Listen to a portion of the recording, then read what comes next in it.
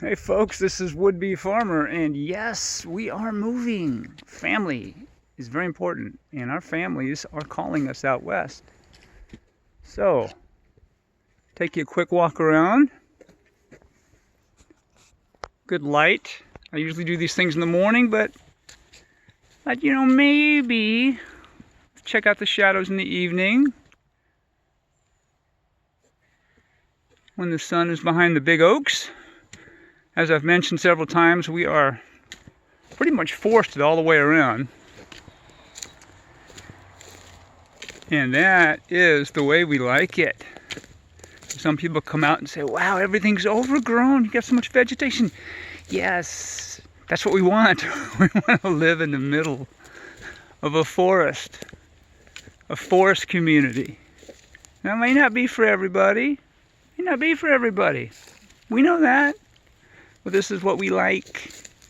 Hopefully we can find something similar in New Mexico, although the vegetation will be quite a bit different.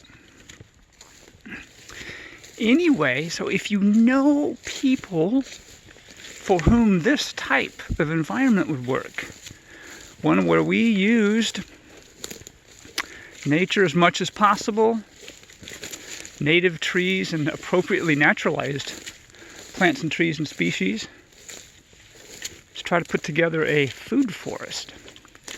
Now this front area is a little bit wild, a little bit.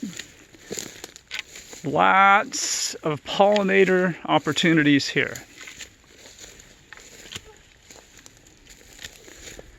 And you can't really see it unless I stop and show you, but there's several areas where I have citrus trees, guava. I've planted some Walters viburnum, Simpson stopper. There's figs, like I said, figs, citrus, bananas. I've even planted some Mysore raspberries. And of course we have American beautyberry everywhere, and you can see they're doing their thing these last couple months. A different kind of berry, but plenty of them. Alright, let me scoot you through this area here. Right now I'm at the point where I'm trying to figure out how wide or how narrow the paths are.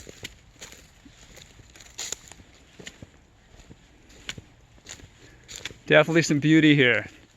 Unless you have to have 6-foot wide paths, unless you have to shave the earth. I'm more of a save the earth kind of thing than shave the earth, but that's just me.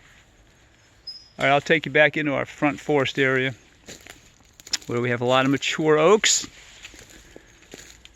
Like I said, I've tried to use natives and naturalized plants and trees here as much as possible.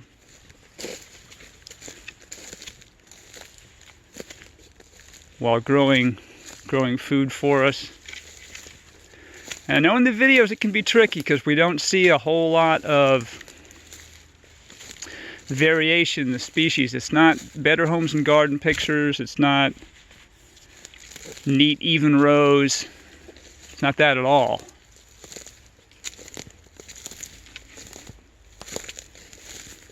All right, right ahead here is our Bison manual well pump that we put in recently.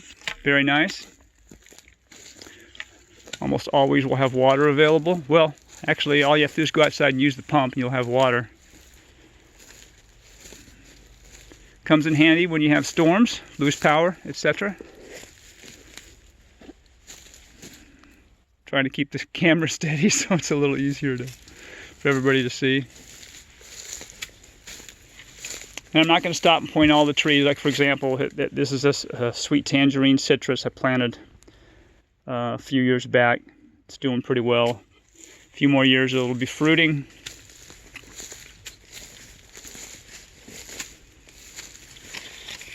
Well, hey, little Sela. There's little Sela in the front by one of our rain barrels. Collects water, shoots that down. 3 different hoses shoot down to different areas. One little bitty tiny turtle pond and one a little bit bigger, what I might call a micro pond, and then out to a rain garden as well. All right, let's head back towards the east side of the property. You just saw the west side, the northwest corner and the west side pretty much. Now we'll shoot towards the east side. This might be a good place to stop the video and start another one. They're easier to download if I do it about 5 or 6 minutes. So this will be part 1. I'll do part 2 shortly.